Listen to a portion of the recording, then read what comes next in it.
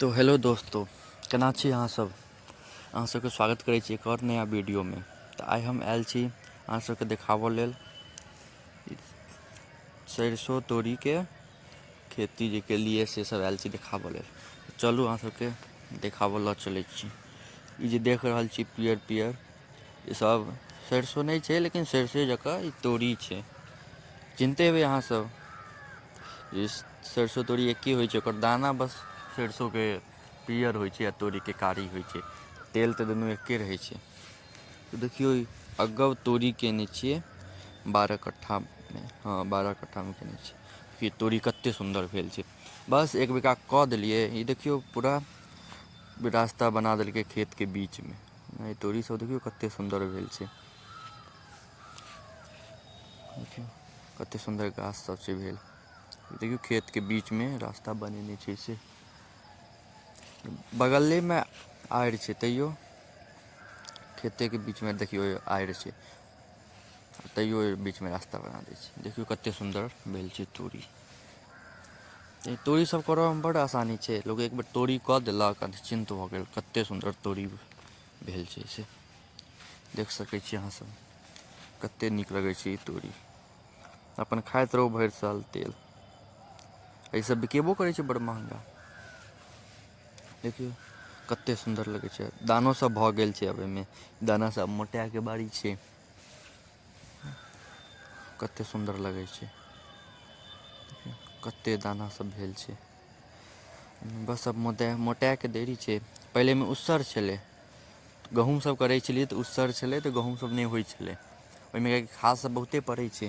तऽ एहि पिछला बेर सरिसो केने छलियै, मसुरी सरिसो एहि बेर तोरी केलियै अगब। तऽ देखियौ उसर सब हटि गेलै। ओहिमे एहि सबमें ज़्यादा खाद नहि ने पड़ै छै। एक बेर बस दऽ दियौ, आरामसँ सुति रहू। बस एक बेर पटौनी कऽ दियौ भऽ गेलै। शुरू में जे खाद पड़ै छै, ओहिके बाद नहि खाद पड़ै छै। कते सुन्दर भेल छै, कते नीक लगै छै देखऽ में। सब देख कऽ मोन खुश भऽ जाइ छै। आह कते सुन्दर भेल छै। आ अहाँके वीडियो डालने हेबै एहिसँ पहिले देखने हैब। देखियौ ई सबमें साँढ़ घुसि गेल छै। साँढ़ सब, लेकिन ईसब साँढ़ नहि ने खाइ छै, बढ़िआँ छै। साँढ़ो सब नहि खेलक। आ घासो वाली सब जे होइ छै से सब ईसब उखाड़लक नहि घास में। सरिसो तऽ उखाड़ि लै छै, तोरी नहि उखाड़ै छै। तोरी और साँढ़ देखियौ सबमें पूरा साँढ़ सब बैस कऽ नाश कऽ देने छै, सबके गिरा देने छै। देखै छियै कते सुन्दर छै।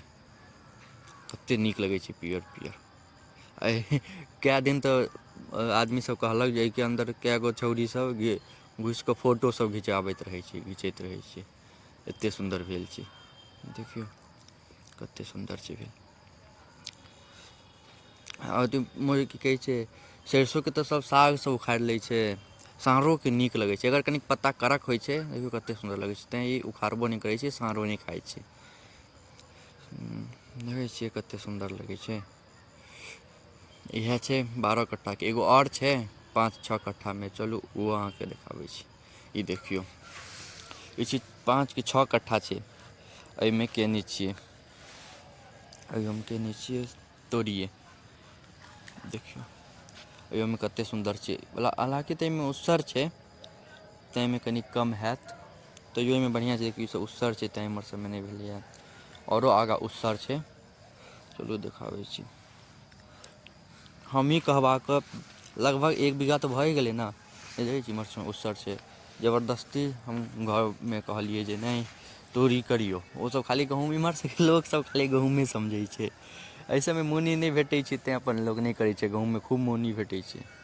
तऽ गहूँममें कतेक दिक्कत छै ने परेशानी छै। एहि सबमें परेशानी नहि छै। देखियौ ई सब उसर छै, तैँ एतेक दूर नहि भेलै।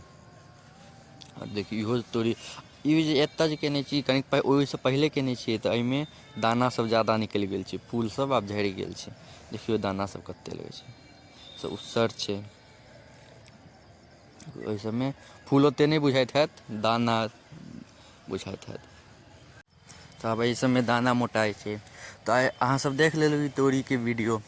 आब अगिला वीडियो बनायब जे दलहनके हैत, केराउ मौसरी सबके। अब नेक्स्ट वीडियो उएहपर हैत। तऽ धन्यवाद अहाँ सबके एतेक दूर देखऽके लेल। तऽ अहाँसब लाइक करब, कमेंट करब, शेयर करब, सब्सक्राइब करब नीक लागत तऽ। अगिला वीडियोमें आब अहाँ सबसँ मिलै छी।